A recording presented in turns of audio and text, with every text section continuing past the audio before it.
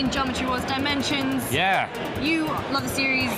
Oh. What did you think? Like, first impressions? I love the first two so much, and then this could have gone either way, because the original sort of conceptual dude who made that game isn't involved in this. But this is a team of guys who did work on it, some guys from Bizarre Creations, I think some folks from Studio Liverpool as well, as part of Activision's Sierra indie type brand thing.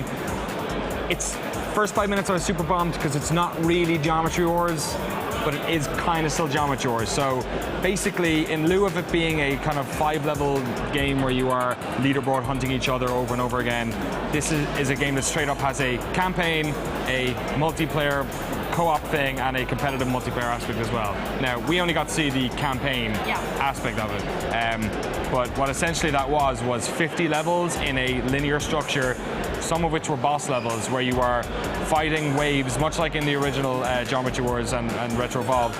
But instead of there being on a 2D plane, it's just kind of like 3D things, like in Mario Galaxy, I guess. So we saw the one that looked like a cylinder, and as you're moving around it, like the camera is panning along with you. Similar enemies, it looks and sounds almost identical to the old games, but ultimately you are playing a single-player game, so you're fighting the game, whereas before it felt like you were fighting your mates on the leaderboards. The one thing, once I started asking them about the fact that the leaderboard hunt seems to be a secondary thing, they kind of talked a little bit more about it, and it eased my concerns a bit. So the sort of overview map has got a bunch of these levels in a row. He said that there would be a way where whenever a mate of yours overtook you in the leaderboards, it would basically like pop up a different color or something. So they're aware of the fact that people have like specific levels that they'll play over and over with, and they still want people to be battling for the leaderboards. I guess the problem is when you have 5 levels, it's really easy to have big, fun fights, whereas with 50, it's maybe a bit of a stretch. The other thing that I asked as well that I was happy about was that stuff like passive mode, like the endless mode that they had in there, which was essentially the crux of Geometry Wars 2.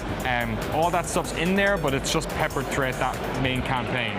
Of all the 50 levels? Yeah, it's like the first one, first couple will be normal, and they're, sort of easy enough levels, and then they're going to pepper those ones in there. So it's kind of like they had this great little game, and they've had to like stretch it to cover what Activision want to, it's just ticking loads of boxes in a way that Geometry Wars didn't have to, but the gentlemen, the two guys we talked to, at least on that team who were making it, seem to have history with the franchise. They seem to get why people liked it.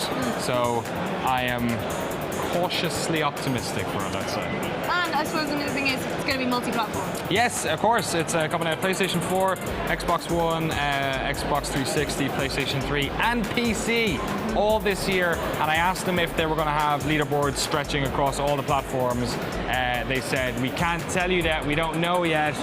It sounds like they're trying to make that a reality, but I know like stuff like Xbox sharing their database, apparently it's quite difficult, so they're trying to, but they can't confirm yet, that's for sure. So cautiously optimistic about that one. For all the latest here from Gamescom, stay tuned here to GameSpot.